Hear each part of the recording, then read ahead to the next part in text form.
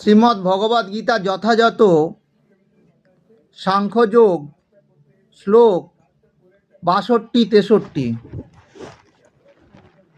ধ্যায়ত বিষয়ানং পুংসঃ সঙ্গস্তু যুপজ্জয়তে সঙ্গাৎ সঞ্জায়তে কামো কামাৎ ক্রোধোভিজায়তে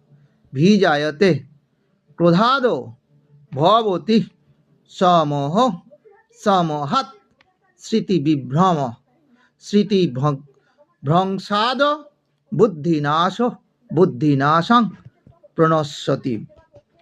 তাৎপর্য: যার অন্তরে ভগবত ভক্তির উদয় হয়নি, ইন্দ্রিয়গ্রাহ্য বিষয় সম্বন্ধে চিন্তা করাই মাত্রই তার মনে আসক্তি জন্মায়। ইন্দ্রিয়গুলিকে সঠিকভাবে নিযুক্ত করা দরকার। তাই সেগুলোকে যখন ভগবানের প্রেমময় সেবায় নিয়োজিত করা হয় তখন সেই ইন্দ্রিয়গুলি জড় জাগতিক বিষয়ের সঙ্গে যুক্ত হওয়ার জন্য তৎপর হয়ে ওঠে। জড় জগতের সকলের ইন্দ্রিয়গ্রাহ্য বিষয়ের দ্বারা প্রভাবিত হয়, এমনকি ব্রহ্মা ও শিব এর দ্বারা প্রভাবিত।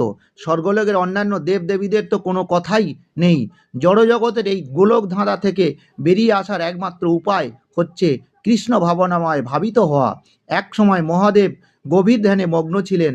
পার্বতী যখন কামার্ত হয়ে তার সঙ্গ কামনা করেন, তখন তার ধ্যান ভঙ্গ হয় এবং তিনি পার্বতীর সঙ্গে মিলিত হন। ফলে কার্তিকের জন্ম হয়। ভগবানের একনিষ্ঠ ভক্ত ঠাকুর হরিদাসও এইভাবে স্বয়ং মায়াদেবীর দ্বারা প্রলুব্ধ হন, কিন্তু ভগবানের প্রতি ঐকান্তিক ভক্তির প্রভাবে তিনি অনায়াসে এই পরীক্ষায় উত্তীর্ণ হন।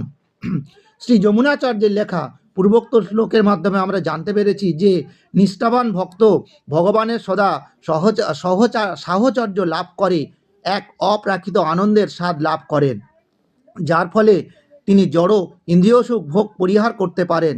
ভগবত ভক্তির প্রভাবে মন আপনা থেকে আসক্তি রহিত হয়ে পড়ে এবং হৃদয়ে বৈরাগ্যের উদয় হয়। সেটিই হচ্ছে সাফল্যের রহস্য।